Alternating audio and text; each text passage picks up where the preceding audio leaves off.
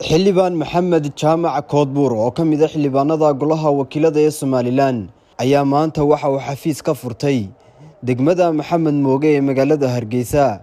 xafiiskaasi oo ka mid ahaa ballanqaadadii uu qaaday waqtigii ku jiray ololaha, kaasi oo ujeedadiisu ay tahay inuu kula kulmo dadkii soo doortay. waxaana munaasabad kooban oo xafiiskaasi lagu ibafuriyay ka soo qayb galay mas'uuliyiin ka mid ah xisbiga mucaaridka ah ee UCID, odayaal, waxgarad iyo waliba sidoo kale dhalinyaro. odayaal, waxgarad iyo dhalinyaro waxaan ugu horeyn halkaasi ka hadlay mudankii kala duwanaa ee munaasabadda ka soo qayb galay, waxaanay soo dhaweeyeen tallaabadan uu xildhibaanku qaaday. annaga maanta farxad bay noo tahay xisbi ahaan, waxaanu ku faraxsannahay inaanu maanta munaasabadan qaaliga ah aanu ka soo qayb galno.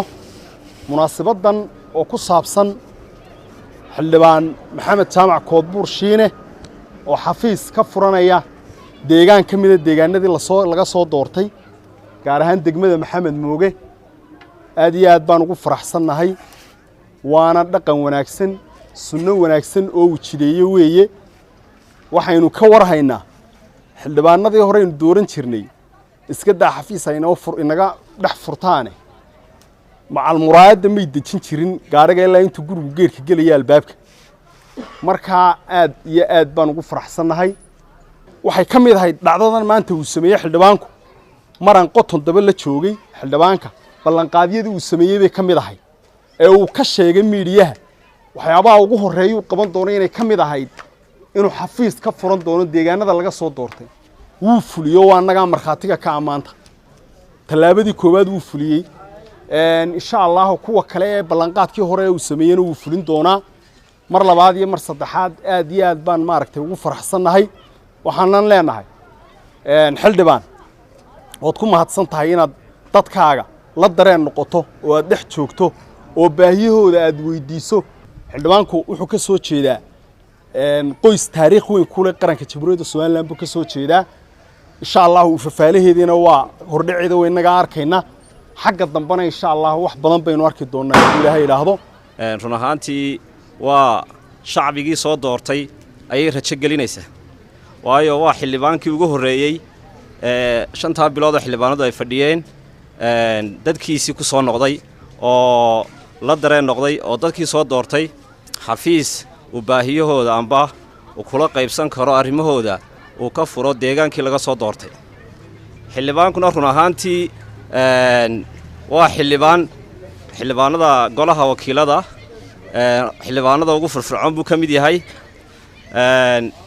maalin dhaweedoon dhegaysanayo qoton dooba uu joogay ayaa hadalladiisa waxaa ka mid ahaa isagoo shacbigee deegaanka la hadlaaya wuxuu ku yidhi dawladda waxaad xaq ugu leedihiin baryo ma ahee waxa weeyaan xaq baad ugu leedihin wixii dawladda ee baahiyiin ah, laakiin ha guulwadaynina. markaa run ahaantii xildhibaanku waa xildhibaan hadalladiisuna ay cadcadiina golaha wakiilada markuu joogo u sheega in shacbigii soo doortay ay xaq ugu leeyihiin waxay dawladda xaq ugu leeyihiin. aad iyo aad baan u soo dhawaynayaa, waana ugu mahadnaqayaa.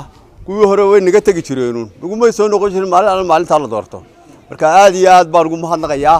hayaan iyo jiilaalada iyo waqtiga adag jiro inay hawl ka qaataan xil weyn baa ka saaran.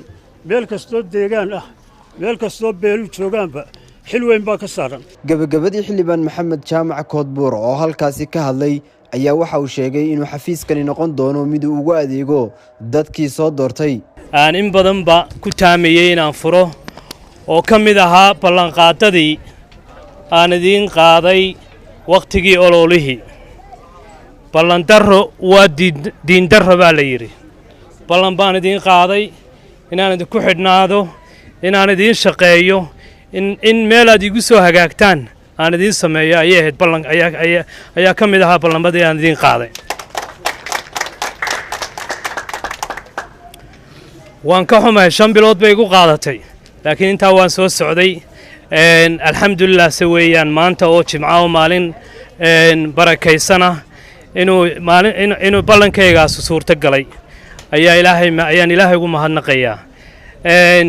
sidaan horeba u idhi markii aan ololaha ku jiray doorashada, waxaan anigu imi inaan idiin shaqeeyo.